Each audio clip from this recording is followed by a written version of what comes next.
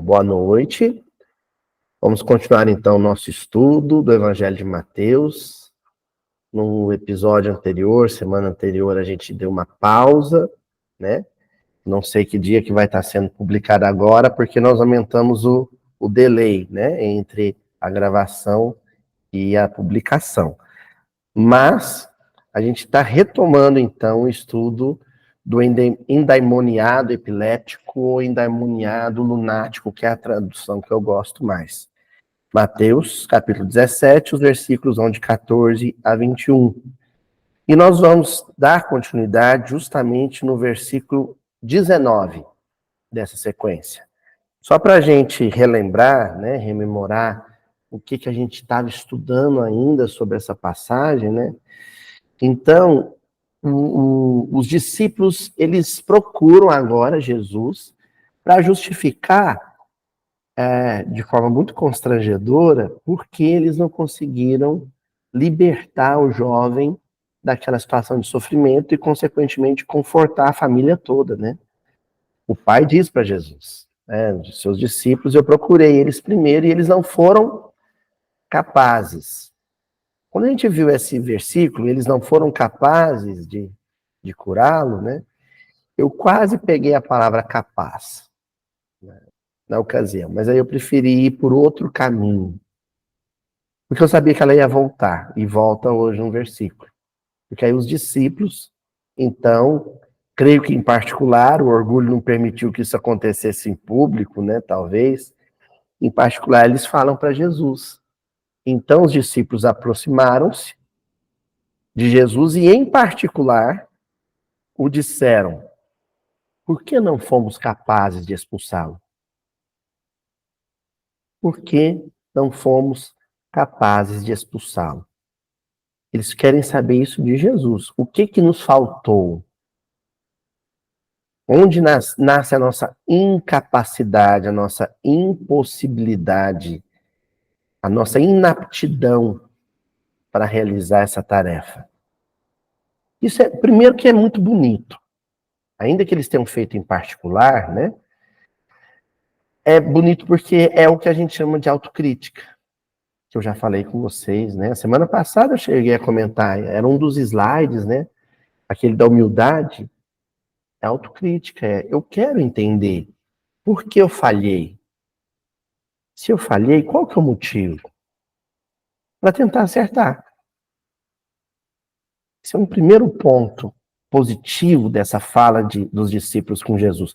Já denota algum amadurecimento. Eles já estavam amadurecimento para a obra, né? Estavam amadurecendo para ela. Em breve tempo, Jesus ia deixar o plano físico e todas essas circunstâncias análogas, né, ou similares, iam ficar por conta deles, né? Outro dia eu estava comentando com a minha mãe, a gente tá viciadaço no The Chosen, né? Eu tô assistindo mais de um episódio. Demorei a parar para assistir, mas tô assistindo mais de uma vez cada episódio, né? É ficção, mas é muito rico. E aí, eu conversando com um amigo meu em Belo Horizonte, o Lucas, e ele falou um negócio que eu não tinha prestado atenção. Ele falou: Luiz, o foco da série não é Jesus. A série se chama The Chosen, quer dizer, os escolhidos. O foco da série são eles, os discípulos. Que, inclusive, na série amplia o espectro dos 12, incluindo entre eles Madalena. Ela é o 13º. E, de fato, foi, né? Ela acompanhava eles. Ela não tinha família constituída, ela não tinha obrigações domésticas, né? Então, ela acompanhava a equipe, né, dos 12. Mas o foco são os escolhidos. Até a gente estava conversando, eu, meu amigo Júlio, tal, a gente falando, e surgiu assim, e aí? Depois que houver a crucificação, acaba a série, né? E o Jesus é tão carismático, né? O ator é tão carismático. Como é que vai ser a série sem ele, né? Mas o foco não é ele. A série vai continuar, com certeza, entrando na parada um Paulo, um Lucas, né? Estevão. Tem muita história ainda, né? Por que eu estou dizendo isso? Porque o foco Desse versículo em diante, na passagem, não é mais nem Jesus, nem o jovem, nem o pai do jovem, nem os espíritos que foram curados. O foco, a partir de agora, de análise, são os discípulos. O foco de análise é os discípulos. Por isso que eu selecionei no versículo. Por que não fomos capazes de expulsá-lo? Eu selecionei a palavra capazes. Do que eu sou capaz? Quais são as minhas possibilidades? Quais são as minhas aptidões? Quais são os meus talentos? Quando o assunto é trabalhar com Jesus. Isso não se desvincula totalmente do caso do jovem pelo seguinte: você se matricula na escola do cristianismo, você matricula como discípulo do evangelho, depois que você está em condições de acompanhar o ensinamento. Mas o que te possibilitou estar em condições está intimamente relacionado aos seus talentos, às suas aptidões, às suas capacidades. São elas que vão te manter vinculados, te tirar da situação de perturbação, muitas vezes de subjugação, como é o caso desse jovem, te inserir num ambiente de aprendizado e te manter ali. Ao longo do estudo, vocês vão entender melhor isso que eu estou te dizendo. Enfim, a capacidade, o talento, a aptidão para alguma coisa é o remédio, a terapêutica para se livrar de um processo obsessivo e depois se manter num patamar de equilíbrio. Você identifica seu talento, sua capacidade, vê o que eu sou capaz de fazer. Abraça aquilo, aperfeiçoa aquilo e usa aquilo como ferramenta de trabalho. E o trabalho é eu não vou dizer que é a melhor, é a única ferramenta de desobsessão, de autodesobsessão. É a única. Chegou alguém em perturbação e sofrimento, como esse jovem na casa espírita. E aí, Luiz, como é que eu ajudo a pessoa? Eu vou dizer o que eu fazia na época da mocidade. Primeiro, identifica o talento dela. Identificou o talento? Dá serviço para ela dentro desse campo de capacidade, de possibilidades. Ela vai descobrir aquilo que ela é capaz. Na hora que ela começar a ver os resultados do trabalho, ela vai se entusiasmar com a seara. Vai se comprometer com a seara. Pronto. Não é mais um acolhido. Agora já é discípulo, já é cooperador. Entendeu? Nós vamos nessa linha de raciocínio. Mas, Luiz, os discípulos dizem que não eram capazes. Eles achavam que não eram. Esse processo de auxílio que a gente presta a alguém que chega agora é justamente convencê-lo do contrário. Ele acha que não é capaz, ele acha que não tem talentos, ele acha que não serve para nada. Em que eu vou ser útil? Você vai dizer, não, você é capaz sim. É o que Jesus faz com os 12. Ou melhor, com os 13. Oh, você é bom nisso. Né? A série lá, o The Chosen, vai mostrar. O Mateus, né? Ele fazia registros, era bom de fazer registro. Ele era lá um fiscal da Receita Romana, um publicano. Pois, então é isso que você é bom? Vai lá, anota tudo que eu fizer. Pedro era um líder nato, né? Ele tinha uma capacidade de manter o grupo coeso e de pôr o grupo para frente quando o grupo estava parado. É esse o seu talento? A capacidade? Então vamos explorar ela. Entendeu? Identificar a capacidade e estimular, motivar dentro desse campo de possibilidades. Ó, aí eu achei alguns textos aqui muito preciosos do Emmanuel, que é um mestre nisso, né? O Emmanuel, a começar do Chico, né? O trabalho dele com o Chico foi justamente disso, ó, o seu dom é o mediúnico. Vamos lá, vamos trabalhar. E o Emmanuel incentivou o Chico no trabalho até a última mensagem psicografada, que ele pôde acompanhar de perto.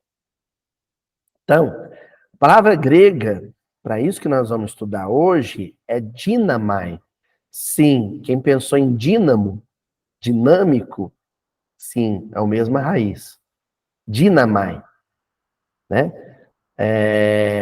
Porque trabalha com a ideia de potência, de capacidade, né? Olha só, os capacitores, os potenciômetros, né? Estão todos ligados à questão da energia aplicada. Não é assim? O dínamo é aquele que vai gerar o quê? Energia, força. E a partir disso vai se dar o movimento, a realização de algo. Então, você pode traduzir como poder? Pode, né? É como se, nesse caso, eles perguntassem para Jesus, né? Por que não nos foi possível fazer isso? Estão equivocados. Eles tinham essa possibilidade, sim, né? Mas você pode traduzir também como capacidade, aptidão, competência, habilidade. Tudo isso, trocando em minutos, é talento, dom.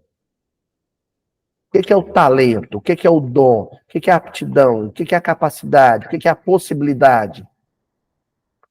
É aquilo que você aperfeiçoou sucessivas encarnações e que hoje você faz com menor esforço, sem grande esforço, porque você se tornou destro, habilidoso naquilo. Então você faz com bastante naturalidade, porque você exercitou. O problema, e é o que a gente vai explorar essa noite, é como é que isso foi exercitado.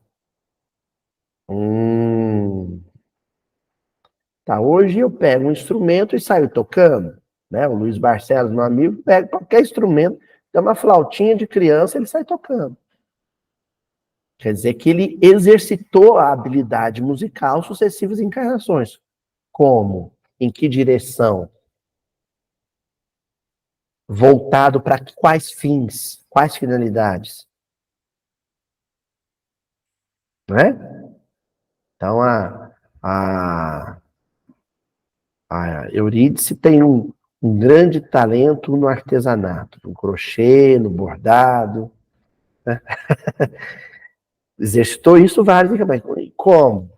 Em benefício próprio, no sentido egoístico do exercício ou você confraternizava esse saber, você guardava ele só para você só tinha ganhos materiais com isso, ou você também aplicava isso em outros campos, como, por exemplo, a caridade? Fala, Eurídice.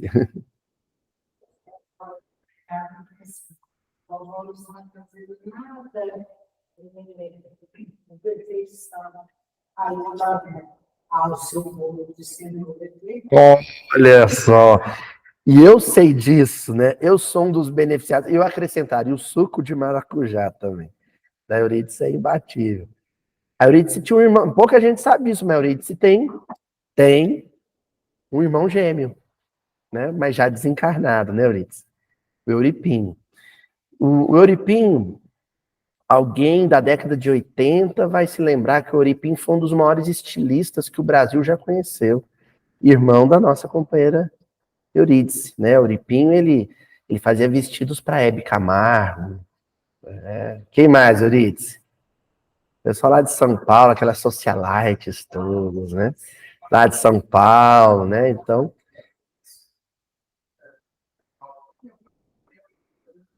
olha só, tá vendo? E aí a Eurídice conta uma história, diz que uma senhora uma vez chegou, né? Olha só o que é o olhar do belo, o Tininho, o olhar que ele tinha pro belo, né?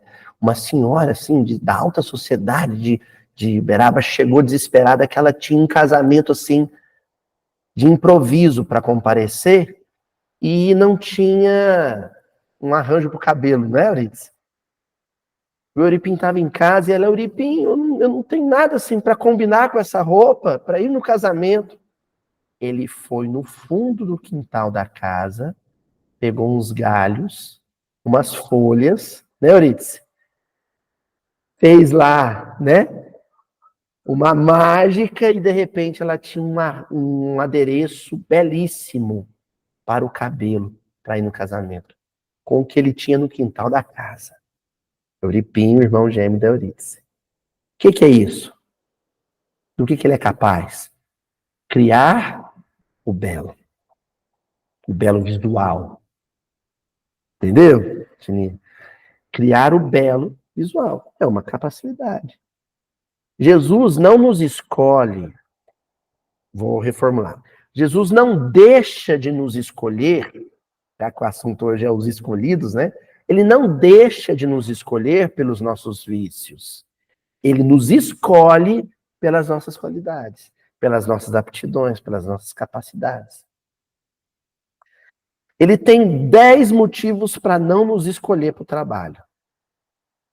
E tem um motivo para nos escolher. Ele nos escolhe por causa desse um motivo. É como se, por exemplo, Jesus falasse para Paulo. Paulo tinha o dom da palavra, né? A palavra escrita, a palavra falada. Era um grande educador por meio da palavra.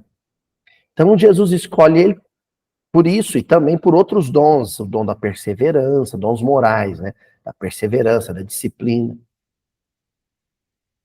É como se Jesus dissesse assim para Paulo: seu orgulho, a sua vaidade, a sua cólera é problema seu, eu não tenho nada a ver com isso.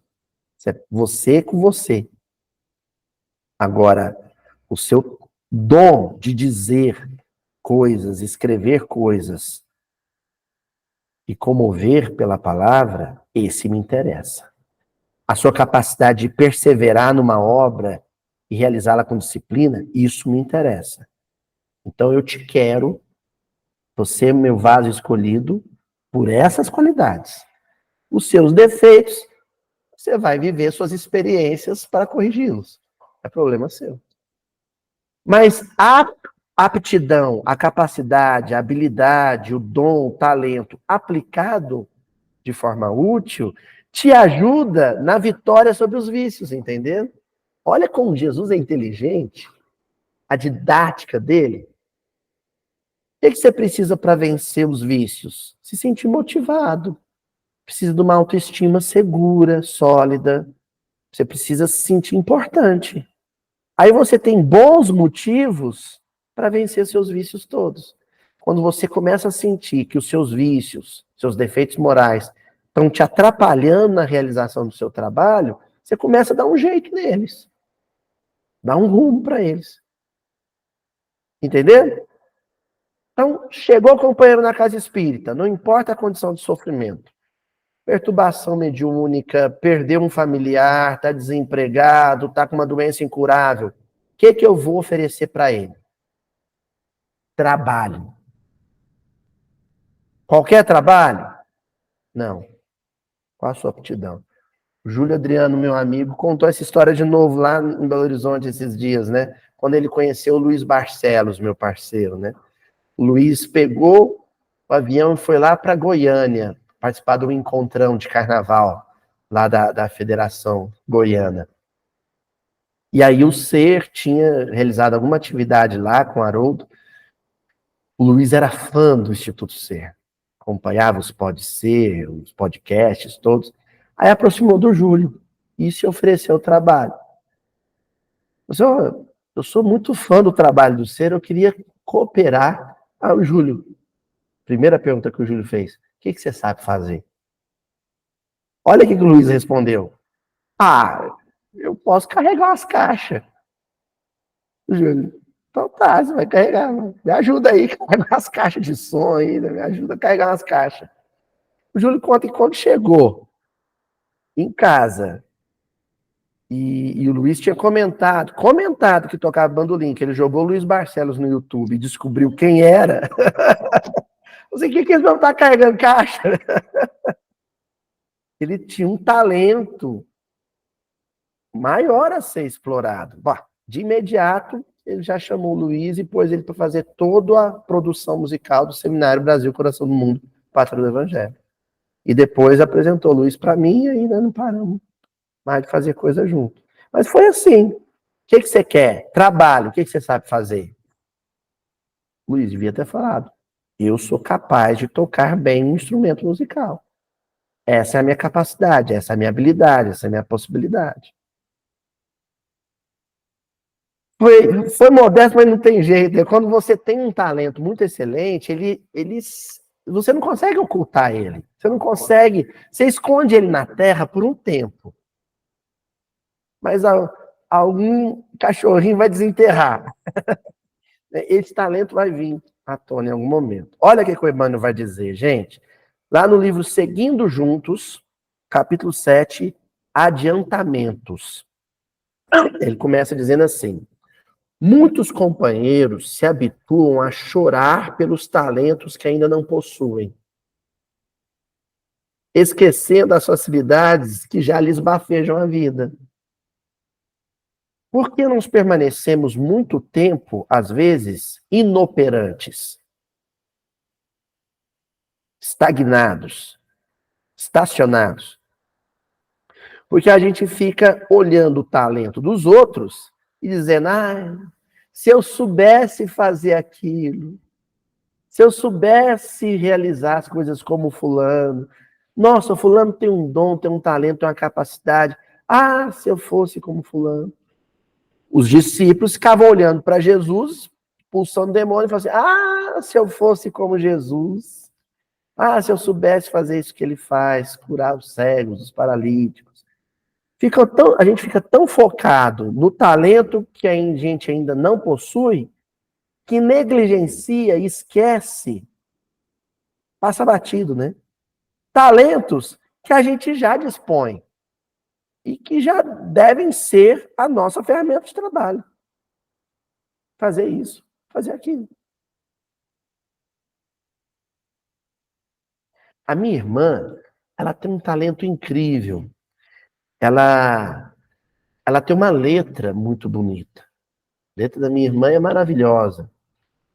E a minha letra é uma tragédia. Quem conhece a minha letra, e quase todos conhecem aqui, sabe do que eu estou falando. É uma coisa. A quantidade de caderno de caligrafia que eu já fiz na vida, Sueli, todo ano tinha um professor, credo, menino, vai fazer caderno de caligrafia. Me põe para fazer caderno de caligrafia.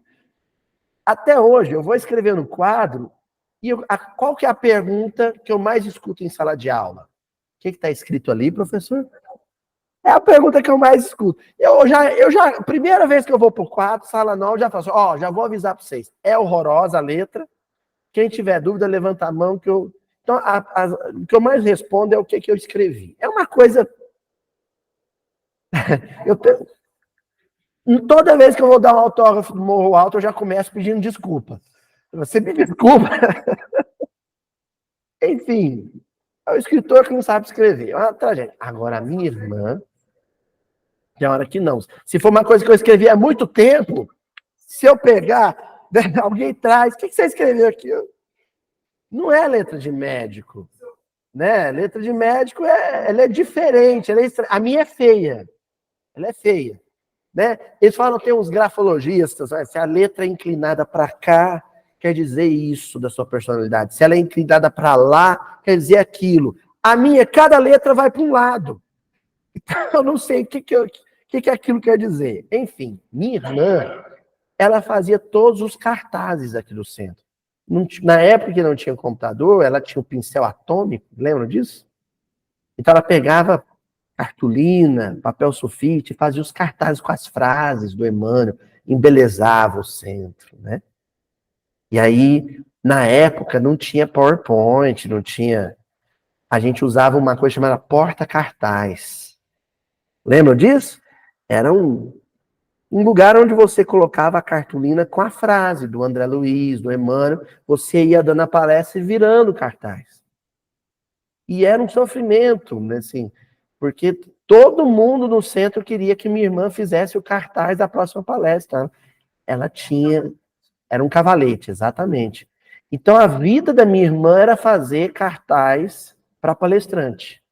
Encomenda, assim, minha irmã tinha uma fila de espera. Né? Ela, próximo, né? Que dia que você pode fazer? Olha, esse mês já está cheio. Não tem agenda. Era minha irmã fazendo palestra. Quer dizer, eu olhava aquilo e falei assim, nossa, que incrível, né? Minha irmã era mais velha, né? Na mocidade era a menina que ia pro quadro, embelezar o quadro, com a frase. Pois é, agora eu sou, né? Exatamente, mas minha irmã é muito mais. Minha irmã, enfim. Por que eu estou dizendo isso? Porque hoje eu fui tomar banho e me emocionei quando eu comecei a fazer umas contas na cabeça e descobri que agora, no primeiro semestre de 2025, eu vou completar 30 anos de oratória. Eu era, então, o menino sem talento. Não sabia o que eu ia fazer. Era o menino da mocidade sem talento. Né? Eu estava começando a querer aprender um violão, mas também não era lá essas coisas. Né? Eu queria me encontrar na mocidade espírita. Olha que o que eu estou dizendo agora vai valer para o grande drama do movimento espírita na atualidade, que é: onde estão os jovens espíritas? Pois bem, eu não me achava. E aí o coordenador da mocidade, ele começou a rodar o evangelho de mão em mão, porque ele sentia que a gente não estava tendo na casa mais expositor para a escala de palestrantes. Aqui na nossa casa tem uma escala de palestrantes. Cada quinta-feira é um palestrante que faz a preleção evangélica. E aí a coordenadora dos trabalhos de difusão doutrinária, a Fátima, pediu para ele, falou: Edilson, treina uns meninos aí, vê que você descobre aí algum talento para entrar na nossa escala. Então, o que o Edilson fazia? Ia ter o estudo da mocidade e tudo mais, mas cada sábado alguém tinha o evangelho, lia o evangelho e tinha que comentar 5 minutos do evangelho. Gaguejando, tremendo, não importava. Mas porque ele queria descobrir quem tinha essa aptidão. Com 13 anos, 14 anos, ninguém sabe no que é bom ainda, né? E aí eu me lembro que aconteceu de ser, ó, semana que vem, o evangelho é do Aloísio. E eu não estava afim de vir para a mocidade, porque sábado à tarde eu gostava de jogar bola. Poucos sabem, mas um dos talentos da minha vida é ser goleiro. Eu era um exímio. Meu apelido era Muralha. Eu era muito bom. Não, duas coisas que eu sou excelente, sem modéstia: fazer pão sírio e jogar no futebol de salão no gol. Então eu queria jogar bola, mas tinha que vir para a mocidade. Aí o Edilson falou: olha, semana que vem você vai comentar o evangelho. Falei: é o pretexto que eu precisava para não voltar mais, né? Agora não vem mais. Eu vou alegar timidez, eu não volto mais à mocidade, na juventude. Acontece que eu dei o azar do Edilson encontrar com a minha mãe. E aí o Edilson, coordenador da juventude, perguntou para minha mãe: e aí, Lei? O Aloysio já preparou o evangelho dele de sábado? Minha mãe: ele tem evangelho sábado? Aí eu falei assim: tem. Ela: já preparou sim. Tá prontinho. Chegou em casa, e aí, enfim, minha mãe tinha os métodos assim, pouco ortodoxos, né? De convencer o jovem, né? Outro dia eu vi o menino falando assim: a primeira tatuagem, eu me lembro até hoje, estava escrito Havaiana 34, 35, né? Minha mãe era dessa turma, sabe? E ela falou: você vai preparar o evangelho. Assim, para o livre e espontânea opressão, eu preparei o evangelho, comentei. E a turma gostou. E aí que vem um bom elogio, né? Elogio pode... Se o cara é consagrado, o elogio afunda. Se o cara é desconhecido, se o cara nunca fez aquilo, o elogio motiva, incentiva, principalmente quando é jovem. E aí eu comecei a comentar gostar de comentar o evangelho. Aí já mudou a história. Eu já falo assim, que dia que sou eu? Olha só. Que dia que sou eu? Que dia que sou eu? E às vezes alguém não faltava, não ia. Eu comecei a ter alguma facilidade para comentar de improviso. Que aí tinha um menino que marcava o evangelho e ele dava o bolo, não aparecia. Aí eu, deixa comigo. Ia lá. Eu aparecido da mocidade, né? Eu queria comentar o evangelho todo sábado. O que aconteceu? No primeiro semestre, eu não vou lembrar o dia, de 1995, primeiro semestre de 1995, eu lembro do mês, março. O Divaldo Franco vinha aqui em Uberaba fazer a palestra, todo março. Calma, não, eu não substituí o Divaldo Franco. O Divaldo Franco veio fazer palestra aqui em Uberaba, né? Eu não me lembro o dia, qualquer dia eu vou perguntar para o João Amar, amigo nosso, que é quem trazia. Que dia que foi? Que eu vou saber. Era uma segunda-feira. E nós tínhamos o nosso trabalho, a reunião pública, temos o nosso trabalho de reunião pública, estudo na segunda-feira. E o palestrante da noite se atrapalhou com a escala de estudos e foi assistir o Divaldo. E chegou aqui, não era nesse salão, nós estávamos construindo esse salão, a gente estava fazendo reunião lá no fundo, né, tia Adriana? Lá no refeitório a gente fazia reunião pública. E o centro cheio. E cadê o orador? Cadê o orador? A Fátima com o evangelho na mão, procurando alguém que fizesse de improviso. Pelo menos os 15 minutos de introdução do evangelho, que começava às 7h45. Começava às 7h30, né? Então fazia o evangelho até mais ou menos 7h45, depois era a segunda parte, era um comentário do livro do Emmanuel, alguma coisa assim. Então precisava de alguém que improvisasse 15 minutos no lugar do sujeito que tinha ido ver o Divaldo Franco. Aí minha mãe falou. Devo tudo à minha mãe. De novo, né? Essa aí quis ter um filho palestrante, gente. Essa trabalhou. Ela virou para a Fátima e falou assim, o Aloysio está comentando o evangelho do sábado, que é uma beleza. Eu amo minha mãe. E aí a Fátima me deu o evangelho, eu lembro bem, Bem-aventurados os aflitos. E eu fui comentar o evangelho. E me empolguei, gente. E entrei o horário, e aí foi dando o horário, o palestrante que ia fazer a segunda parte falou para a Fátima, deixa o menino, né? Olha, essa casa é abençoada, deixa o menino. Era o Walter Paiva. Deixa. E eu fui. Comecei 7h30, acabei 8h30. Fiz 1 hora de Bem-aventurados os aflitos de improviso. Eu tinha 15 anos. Então, estou fazendo, esse ano, 30 anos de oratória espírita. Onde eu estaria se não tivessem me dado essa corda? Eu não sei. Mas não seria num bom lugar. Pelas minhas tendências, pela minha índole pessoal, pelos meus defeitos, com certeza eu teria ido à deriva por mares perigosos. A oratória espírita foi a minha âncora, entendeu? Que me manteve num porto seguro. Essa casa, o movimento espírita. Porque aí eu me lembro que no ano seguinte, até a semana do jovem espírita, 7 jovens eram escolhidos de várias casas, cada jovem ia numa casa fazer um estudo uma vez na semana. O primeiro centro fora do Eurípides que eu fiz a palestra foi no Legionárias. Aí eu já estava indo para os 16 anos. Aí me acharam, né? Aí 130 casas. Eu rodava as casas tudo de Uberaba fazendo palestra. Aí em algum momento alguém me pôs para falar na Cometrinha e eu comecei a ser chamado fora de Uberaba. Isso foi meu lastro. Aconteceu algumas coisas curiosas, assim. Tipo, com 15 anos eu estava na 8ª série. E 16 anos, minto. Com 16 anos eu estava da 8ª série para o primeiro colegial. A minha professora de geografia. Ontem eu estava no centro, você fazendo a palestra, menino. Sabia que você falava assim, não? Eu 15 anos.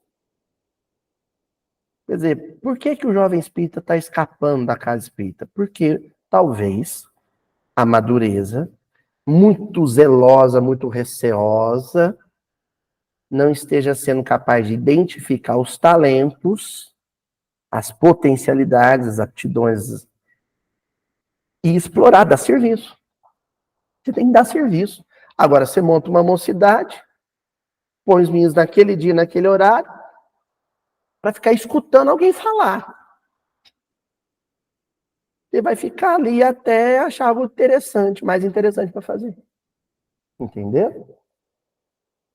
Ainda mais em época de celular e redes sociais e tudo mais. Se não der serviço, se não der trabalho, o pessoal aqui do céu, em Uberlândia, o Congresso Espírita de Uberlândia, tem o Céu Jovem. O que eles fazem com os meninos? Eles dão trabalho. Aliás, dá uma dica para o Rubens, para a Divina, começar a pôr os meninos para falar. Porque normalmente chamam o orador para falar para eles. Põe os meninos para falar. Né?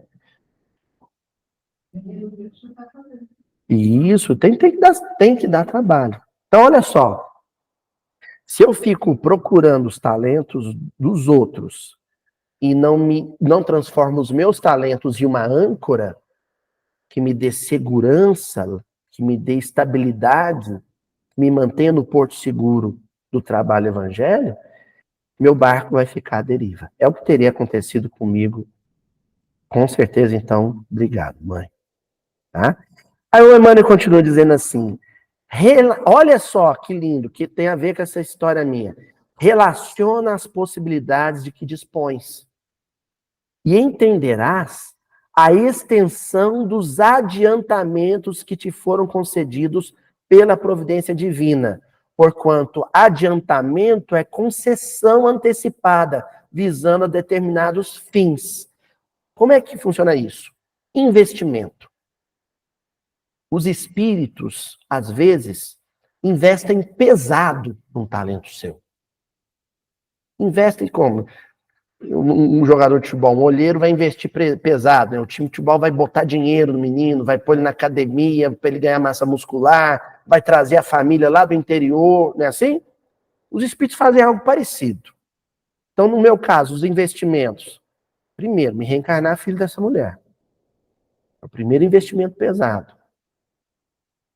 Talvez em outra família não houvesse as chamadas condições ideais. Segundo, conduzir a família inteira para essa casa, uma casa que dá essa possibilidade. Tem casa que não dá a possibilidade. Tem casa que é fechada. O Eurípides, por exemplo, é uma casa muito aberta. Sempre foi muito aberta. Vocês não imaginam isso, coisas que pessoas já me perguntaram fora de Uberaba. Como é que foi o começo do Mildinho? Vocês não imaginam o quanto foi fácil.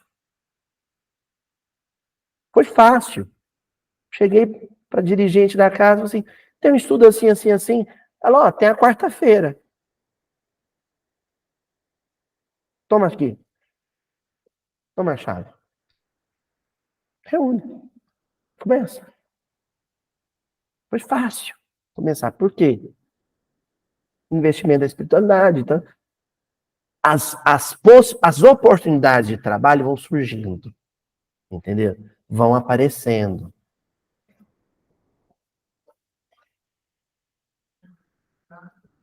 Olha, tá vendo? A moçadinha tá aí, gente. Eu tô dando meu exemplo pessoal para não ficar, né, falando da história alheia. Eu só posso falar da minha. Mas eu acho que é um bom exemplo de como os veteranos, a mocidade, os veteranos podem dar para a mocidade, como me foi oportunizado isso, né, possibilidade de trabalho. Pelas vantagens que te assinalam, as vantagens, o meio ideal para realizar, né, as condições ideais para trabalhar, em relação aos outros, me foi oportunizado isso porque eu tenho determinada aptidão, determinada capacidade. No meu caso, isso virou meu ganha-pão, né? Quando eu nem precisava fazer estágio quase, porque quando eu fui para a sala de aula, eu já tinha uma experiência de ensino de quadro negro, na época, já desde os 15 anos. Virou meu ganha-pão, olha só. ensinar coisas se tornou minha profissão. Eu crio meu filho, eu alimento meu filho fazendo isso. Pelas vantagens que se assinalam em relação aos outros, perceberás facilmente que obrigações te pede a infinita bondade do Senhor na oficina multiface do mundo. Ó, você tem uma habilidade, uma aptidão, uma capacidade, e começa a te aparecer oportunidades.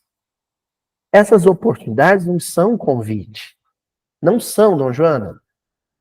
São convocações, são intimações. Então, naquele dia que a dirigente que trabalha aqui do Eurípides Barçanufo me entregou o evangelho e falou, a tribuna é sua, aquilo não foi um convite. Jesus não fazia convite. É uma intimação. Os verbos, quando Jesus encontra com os discípulos, são sempre no imperativo. Segue-me. Segue-me. É ordem. Porque são obrigações. Agora, o que nós vamos ver aqui, e eu no banho hoje, emocionado e lembrando o que seria de mim, né? O que a gente vai ver daqui em diante é o seguinte. Há razões pretéritas que justificam o seu pronto atendimento ao chamado. Há razões kármicas, há complicações kármicas que vão se descomplicar através do trabalho, através da aplicação útil, virtuosa do seu talento. Se o meu talento é a palavra falada, escrita, e o convite agora é que eu aplique a palavra falada ou escrita, é porque, muito provavelmente, a minha queda no passado foi através da palavra falada e escrita. Hoje eu estava dando aula no 8º ano sobre a Revolução Francesa. E eu estava explicando para a turma sobre o trio Danton, Robespierre e Marat.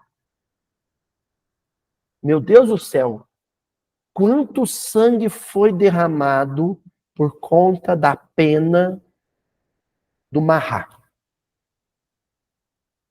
O Marat tinha um jornal que quando ele cismava com alguém, quando ele não ia com a cara de alguém, durante a França revolucionária, né?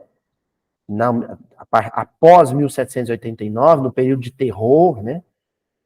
Quando ele cismava com alguém, ele escrevia um texto tão inflamado, justificando a decapitação daquele alguém, que no outro dia esse alguém estava na guilhotina. Robespierre, quando subia num palanque, ele fazia um discurso tão ardoroso contra, por exemplo, a figura do Luís XVI e da Maria Antonieta, que né, o rei foi para a guilhotina. Nós não estamos entrando no mérito histórico, se era por causa dos desmandos do absolutismo francês. Não é isso.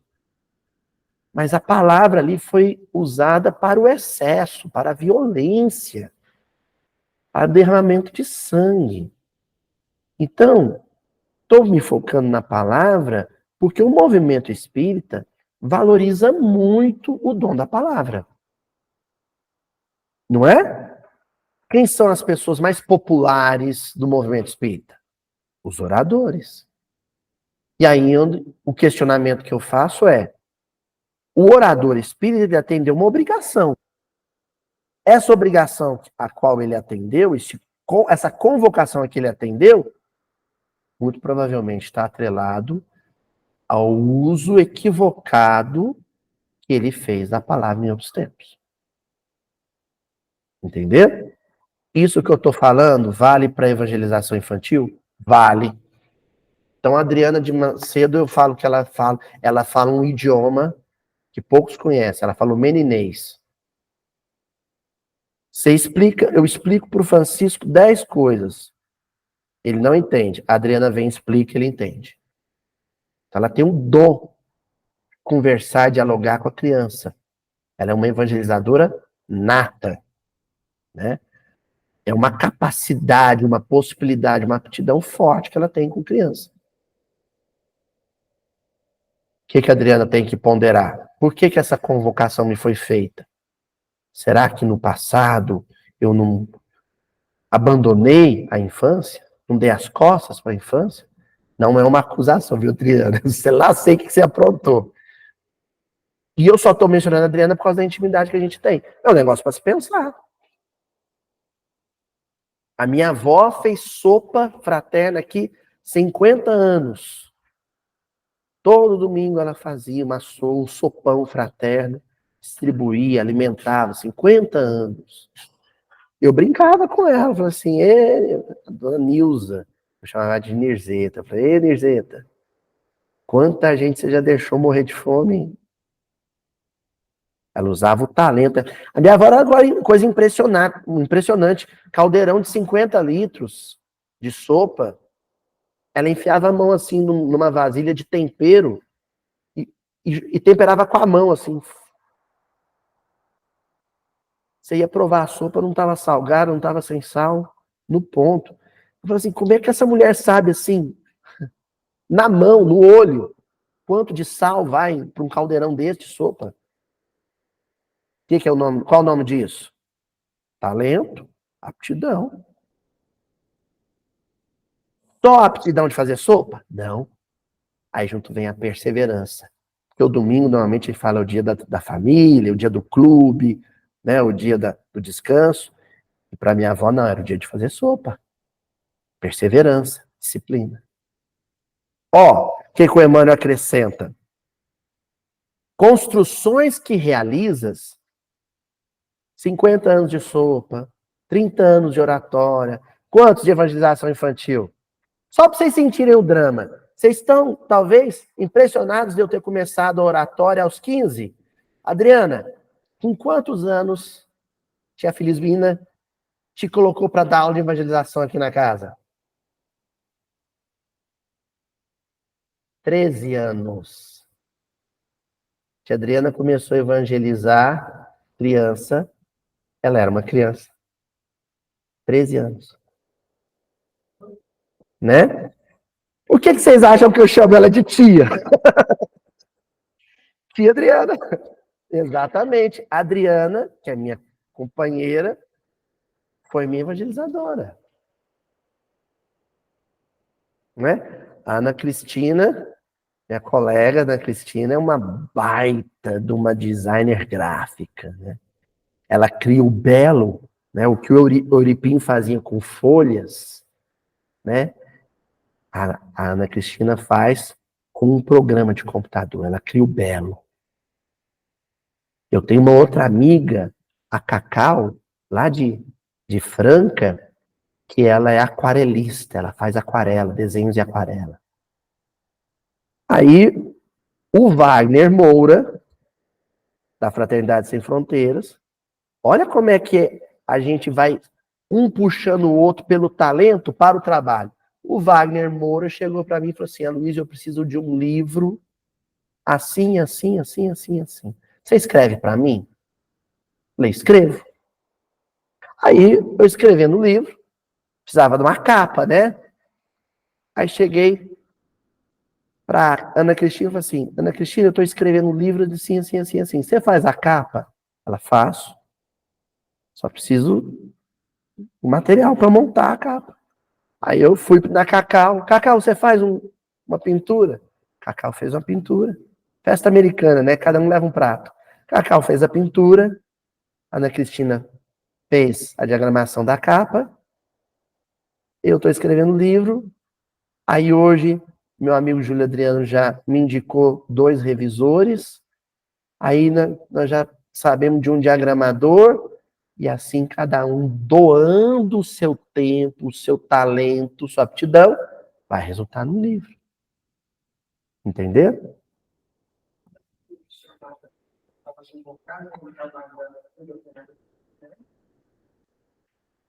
Hoje a gente está com os pais que passaram por uma.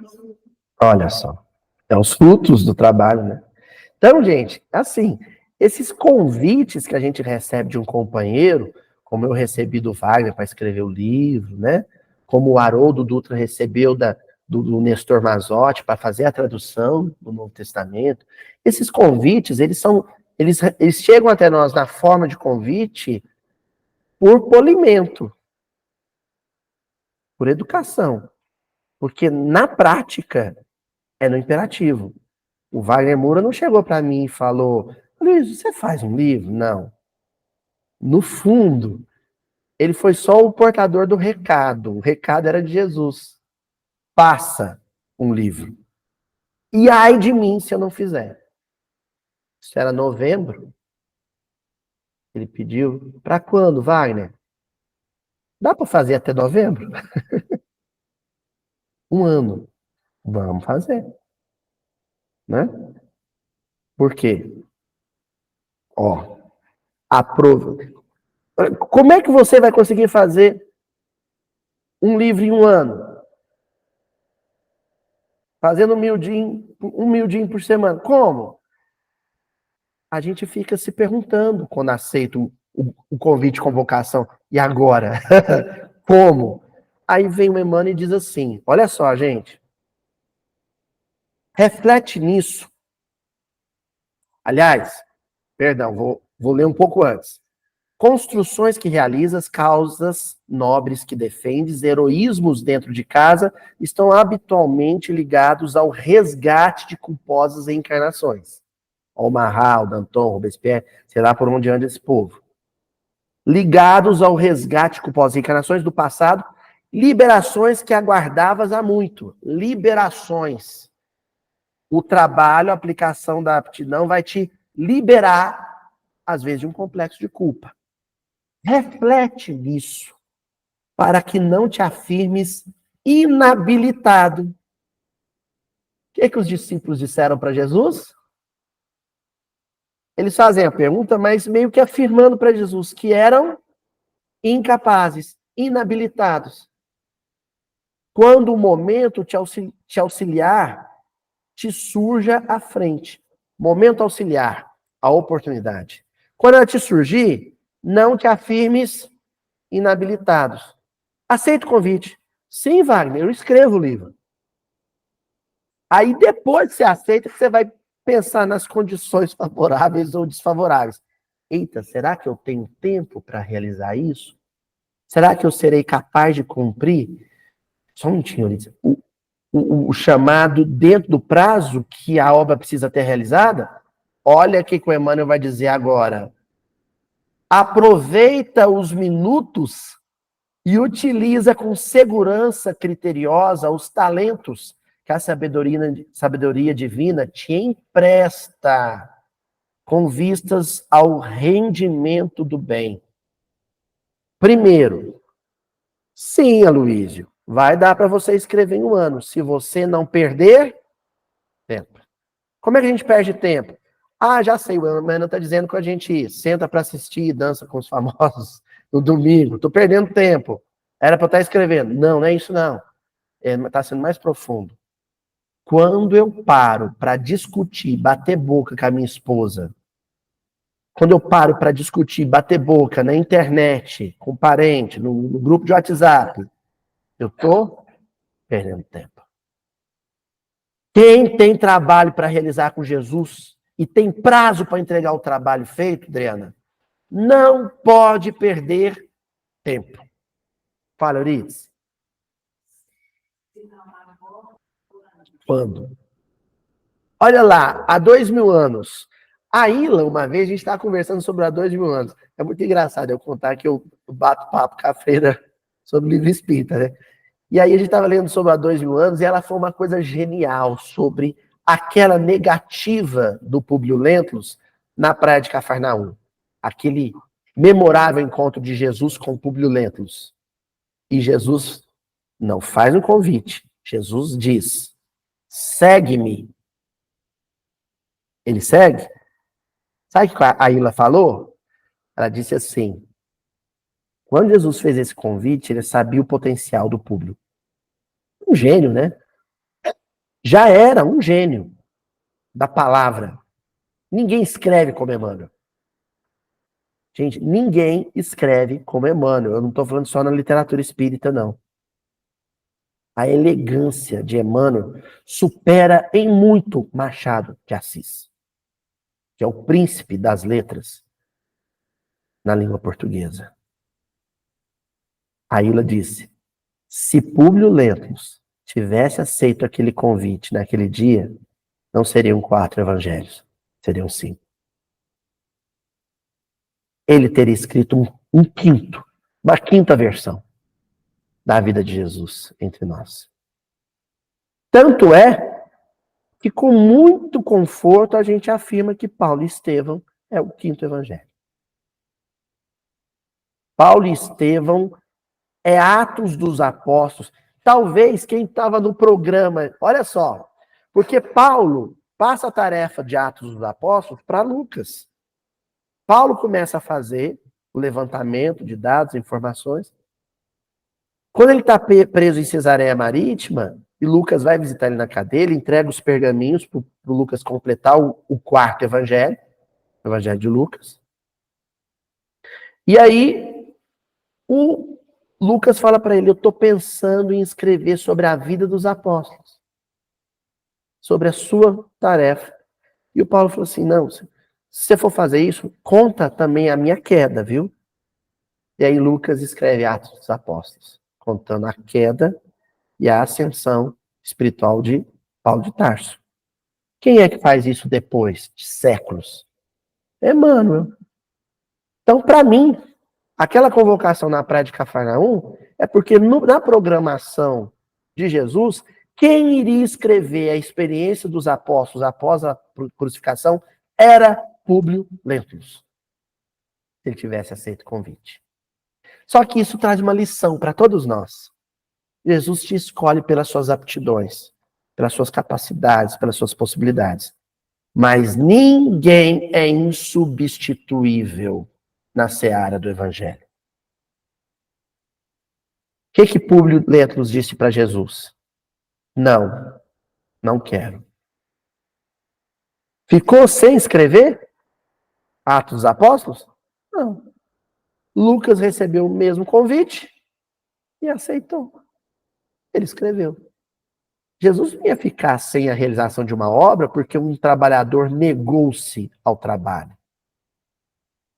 E tem uma passagem linda no livro de Reis, o Elias, depois que ele faz a burrada lá do Monte Carmelo, manda decapitar os sacerdotes de Baal, né? Ele cai em depressão. Vai ficar debaixo da sombra lá de uma árvore lá, só chorando, arrependido do que fez, né? E Deus precisando que ele fosse trabalhar.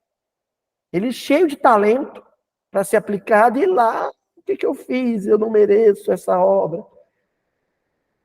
E aí vem dentro da choramingação do Elias, o Elias fala assim, Senhor, está tudo perdido. Eu estou nessa condição. Né?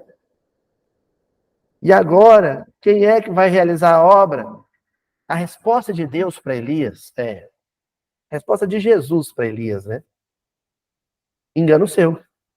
Eu tenho agora, nesse exato momento, 7.000 homens que podem realizar a sua mesma tarefa, encarnados. Gente, o povo passa por essa passagem, ser de um peso, porque Elias é o grande profeta do Velho Testamento. Essa passagem simplesmente diz que no banco de reserva tinha 7.000 espíritos, né? 7.000 espíritos em condição de realizar a mesma tarefa.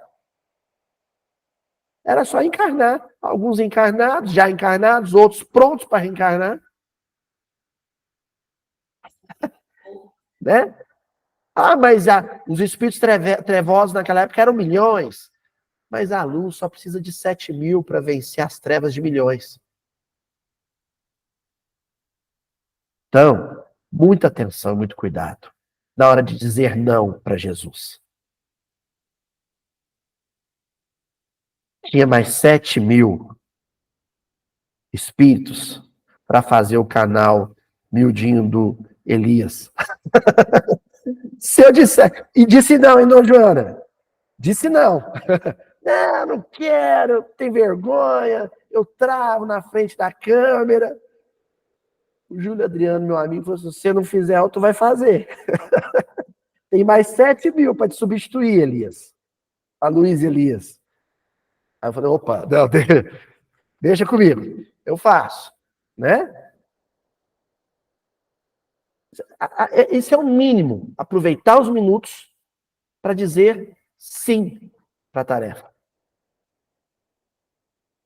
Olha a frase de Paulo, hein? Eu semeei, Apolo cultivou, mas quem é que deu crescimento? Deus. A gente só precisa começar. A gente só precisa se oferecer ao trabalho. Só precisa pôr à disposição de Jesus os seus talentos, suas possibilidades. O crescimento da obra, a dimensão da obra, Deus é quem sabe. Deus é quem sabe. Ó, continuando. Agora no livro Caminho, Verdade e Vida também, capítulo 52, dons. Carta de Tiago, capítulo 1, versículo 17. Toda boa dádiva e todo dom perfeito vem do alto. Nós somos uma espécie de repositórios dos dons que primeiro são de Deus. Então, Deus derrama sobre o nosso espírito a graça dele e a gente processa, metaboliza a graça, transformando ela em aptidão, em talento, em realização. Entenderam? Mas o dom vem de Deus.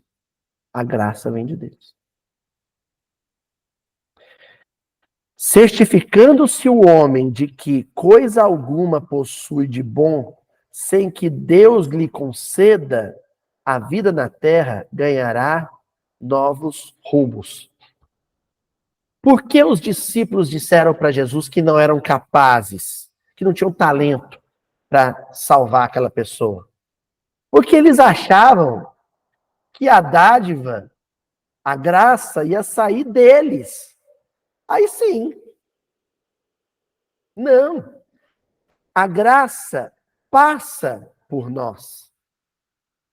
E a graça vai escolher aqueles que têm predisposição, ou seja, experiência kármica naquilo.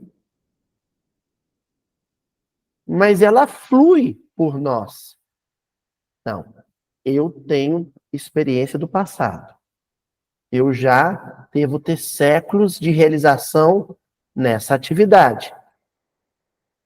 Eu tenho facilidade com números, Dona Joana. Tenho facilidade para cálculo, para números. Isso é a predisposição. Agora, a conversão dessa predisposição em um talento aplicado, quem vai dar esse rumo, esse direcionamento, é a inspiração que vem do alto. Ah, já sei.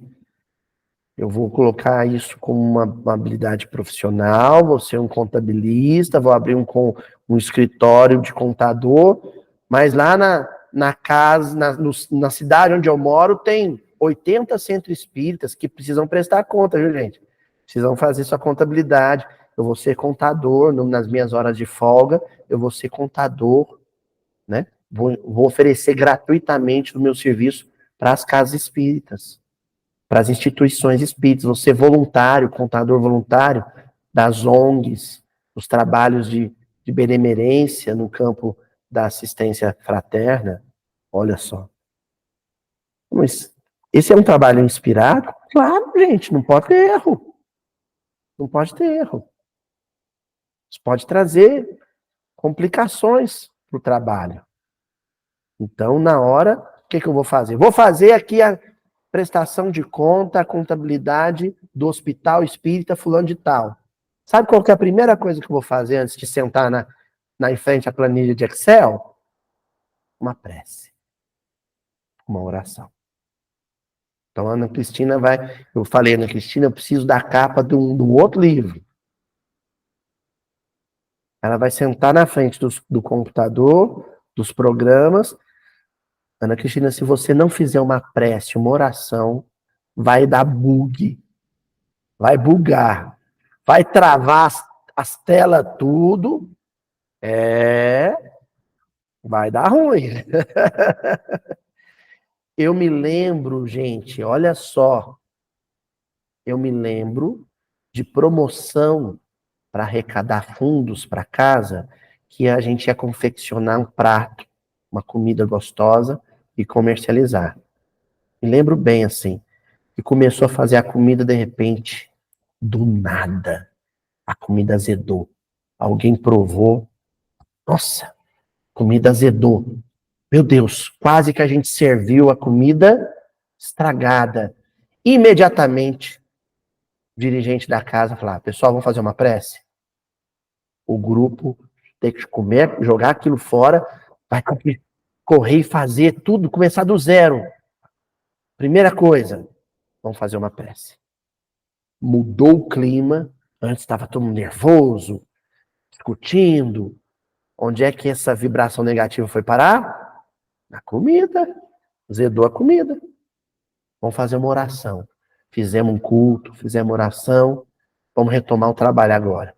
Retomou o trabalho em outro clima. Todo mundo, cada um aplicando o seu talento, mas vibrando com a espiritualidade. Aí deu certo. Certo? Diz a sabedoria, desde a antiguidade. Aliás, eu acho que não li antes. Certificando-se o homem de que coisa alguma possui de bom, sem que Deus lhe conceda a vida na terra, ganhará novos rumos. Diz a sabedoria desde a antiguidade. Faze de tua parte e o Senhor te ajudará. Eu nunca parei para fazer as contas de quantos episódios eu vou ter que ter realizado aqui no canal para completar o livro de Mateus. Eu só sabia de uma coisa. O primeiro eu tinha que fazer. O 01. Quando alguém falou assim, vamos fazer? Vamos. Eu só sabia uma coisa, eu tenho que fazer o 01. Depois que eu fizer o 01, quantos vão vir depois disso? Isso foge do meu controle. O que vai determinar o tamanho da tarefa? Primeiro, a necessidade dos outros, a demanda. Segundo, a assistência à vontade de Deus. Se houver demanda, e se Deus quiser, se for da vontade de Deus, aquele primeiro episódio vai virar 360, 500, 1000, não sei. Né? Mas e se o Aloysio começar a dar para trás? E se o Aloysio começar a ficar preguiçoso, não vai chegar, vai aparecer alguém aqui, ó, deixa eu assumir. Sei lá, o Vitor Hugo, menino, vai começar a sair lá de Uberlândia, viajar 100 quilômetros, vir para cá toda quarta-feira e fazer. Ó, são 7 mil homens. Se um não quiser, outro vai fazer e assumir a tarefa. Entendeu? Para a gente ir concluindo, reconhecendo o elevado teor da exortação, somos compelidos a reconhecer que na própria aquisição de títulos profissionais, o homem é o filho que se esforça durante alguns anos para que o pai lhe confira um certificado de competência através dos professores humanos. Olha só, na profissão, não é assim? Você se esforça algum tempo, né? Uma chefe que eu tive, que formou comigo, inclusive, a gente formou junto, depois ela se tornou minha chefe. ela lembrava sempre da frase do Voltaire, lá no Cândido: cuida do teu jardim e as borboletas virão. Você vai, entra na faculdade, estuda, é bom aluno, não falta, faz as atividades, forma. Quando você tiver com o diploma na mão, você não vai nem procurar emprego. O emprego que vai te procurar. Não é assim? Agora, olha o que o Emmanuel diz.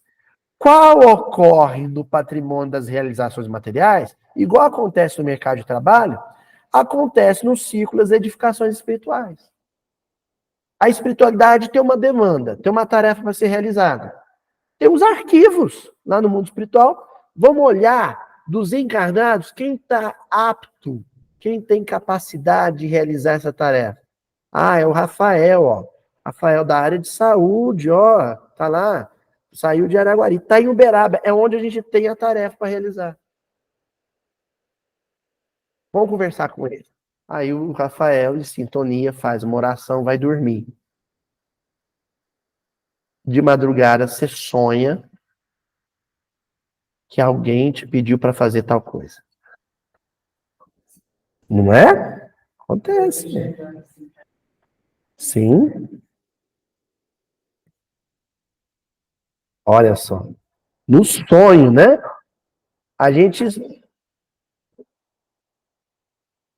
Sonhei.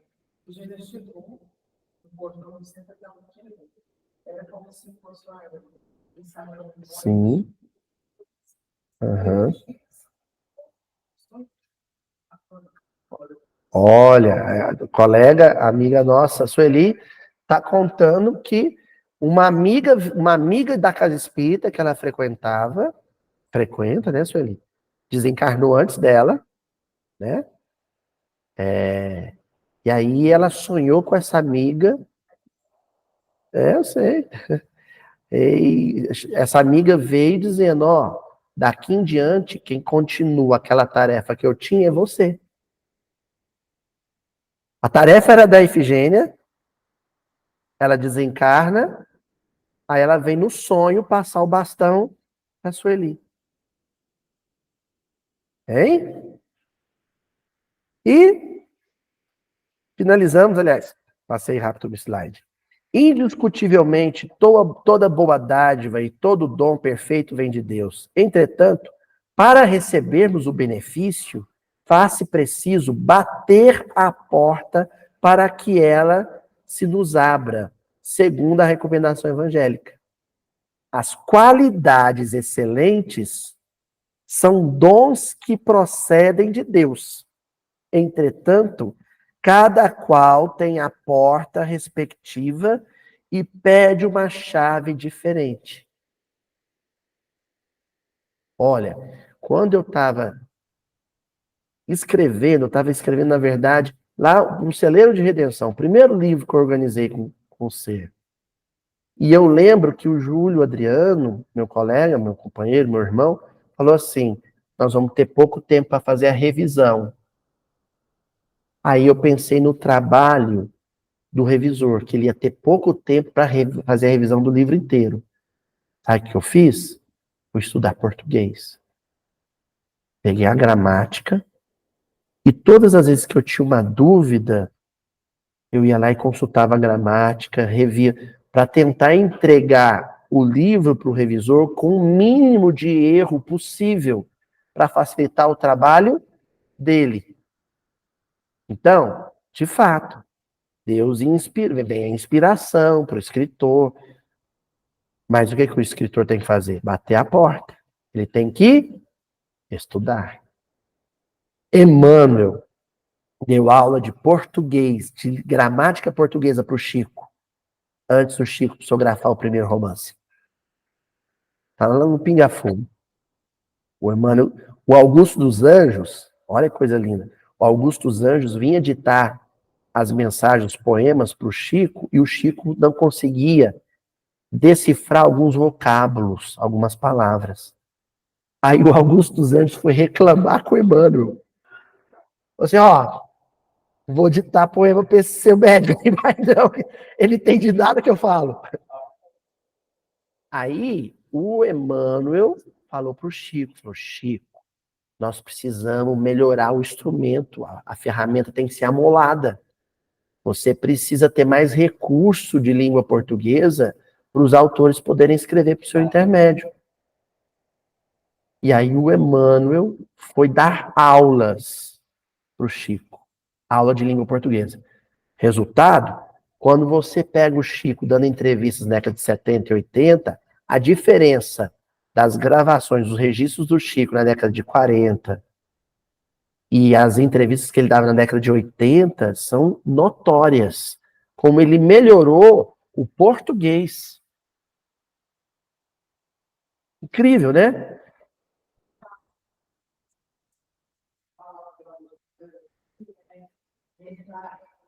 O canteiro de alho, né? E o Augusto dos Anjos, né? Palavras, exatamente. Encerramos, vocês não vão ver, com uma formiguinha carregando uma folha enorme. É a imagem. E aí, uma frase do Raul Seixas, de uma música do Raul Seixas. Queira, basta ser sincero e desejar profundo. Você será capaz de sacudir o mundo. Vai, tente outra vez. E uma informação aqui. As formigas são capazes de transportar mais de 50 vezes o seu peso e andar 1 quilômetro no processo de obtenção de alimento. Uma simples formiguinha. Carrega 50 vezes o peso dela e anda até 1 quilômetro para arrumar uma folhazinha.